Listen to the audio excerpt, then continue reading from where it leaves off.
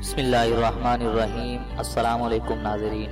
Javed T V پر سبھی دیکھنے اور سننے والوں کو خوش آمدید۔ تو ناظرین، مشروبات اور انسانی خواہشات کا تعلق پرانے زمانے سے ہی چلا آ رہا ہے، اور انسان نے ان خواہشات کو پورا کرنے کے لیے بہت سے مشروبات سے اپنا تعلق جوڑا۔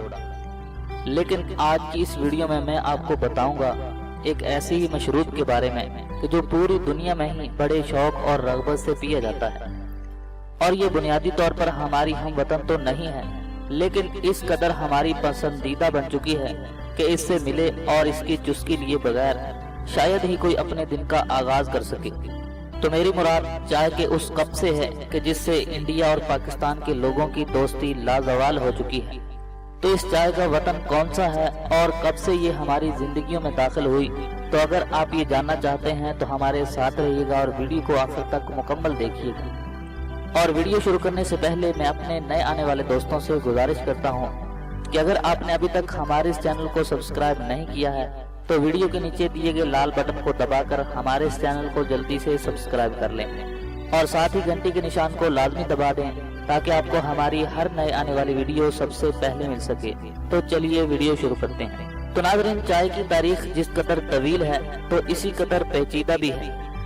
اور ماہرین کے مطابق یہ ہزاروں سال پہلے اسپین میں مختلف تہذیبوں کا پسندیدہ مشروب رہا ہے۔ لیکن ایک معتبر روایت کے مطابق یہ ابتدا میں چائنا کے جنوب مغربی حصے میں دوائی کے طور پر استعمال کی جاتی تھی، اور کہا جاتا ہے کہ 3 صدی عیسوی میں چین میں بطور دوا اس مشروب کا آغاز کیا گیا، جبکہ ایک چینی روایت کے مطابق چائے کا پہلا کپ 2737 قبل مسیح میں بادشاہ کے بخار کے توڑ کے لیے بنایا گیا تھا، اور یہ بھی کہا جاتا ہے کہ 16ویں صدی عیسوی میں چائنا میں اسے باقاعدہ مہمانوں کی توازوں کے لیے پیش کرنے کا رواج شروع ہوا، جبکہ 17ویں صدی عیسوی میں یہ پسندیدہ مشروب برطانیہ میں بھی اپنی جگہ بنا چکا تھا۔ برطانیہ سے یہ آوارہ مزاج مشروب ہندوستان پہنچا، اور پھر شاید لوگوں کے ذوق اور محبت کی داد وصول کرنے کے بعد یہ یہیں کا ہو کر رہ گیا۔ اور ناظرین، یہاں یہ بات بھی روایات کا حصہ ہے کہ برطانوی تاجر پہل لوگوں کو عادی کرنے کے لیے اسے ہندوستانی عوام میں مفت تقسیم کیا کرتے تھے، اور پھر چائے نوشی کی عادت پختہ ہو جانے کے بعد یہ برطانوی تاجروں کے لیے ایک منافع بخش کاروبار کی صورت اختیار کر گئی۔ جبکہ ناظرین کی دلچسپی کے لیے بتاتا چلو کہ کافی، جو کہ رشتے میں اس چائے کی چھوٹی یا بڑی بہن کا درجہ رکھتی ہے، تو اس کا آغاز بھی 11ویں صدی عیسوی میں ایتھوپیا سے ہوا، اور پھر آج یہ بھی دنیا کے مختلف اور بالخصوص سرد ممالک میں اپنا لوہا منوا رہی ہے۔ اور ناظرین، چائے کے آغاز کے بارے میں جو سب سے معتبر ترین روایت ہمیں تاریخ میں ملتی ہے تو اس کے مطابق ایک چائنی ہیرو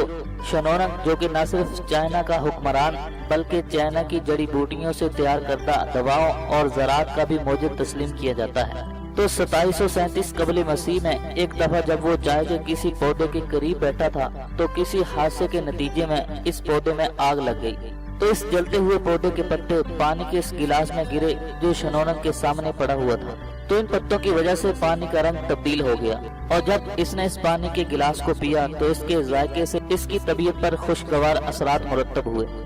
اور پھر اس کے بعد شنونگ نے ان پتوں کو مختلف دواؤں میں استعمال کیا،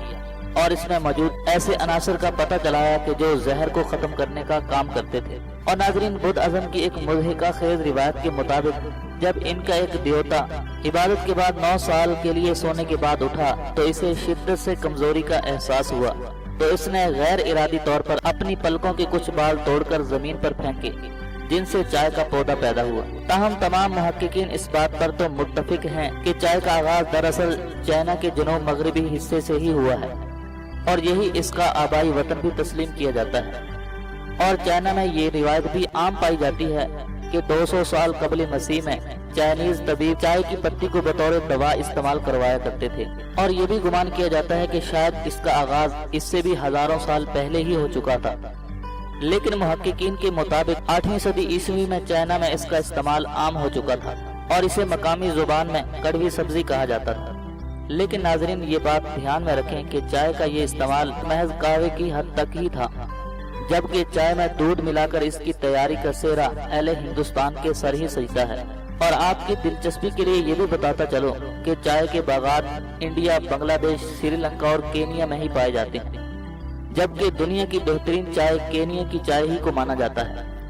اور ناظرین، صدیوں پہلے بطور مشروب اور دوا کے بارے میں ایک میڈیکل ریسرچ نے یہ بھی انکشاف کیا ہے کہ 5 کپ روزانہ پینے والے افراد عموماً کینسر جیسے مہلک مرض سے محفوظ رہتے ہیں۔ تو ناظرین، میں ہوں جاوید اور آپ دیکھ رہے تھے جاوید ٹی وی۔ یہ تھی چائے کے متعلق کچھ خاص معلومات جو میں نے آپ تک پہنچائی۔ اگر آپ کو یہ معلومات اچھی لگی تو ویڈیو کو لائک کیجئے، شیئر کیجئے اور کومنٹس کے ذریعے ہمیں اپنی رائے سے ضرور آگاہ کیجئے۔ تو آج کی اس ویڈیو میں بس اتنا ہی، ملتے ہیں مزید ایک نئی ویڈیو کے ساتھ، تب تک کے لیے اجازت دیجیے، اللہ حافظ۔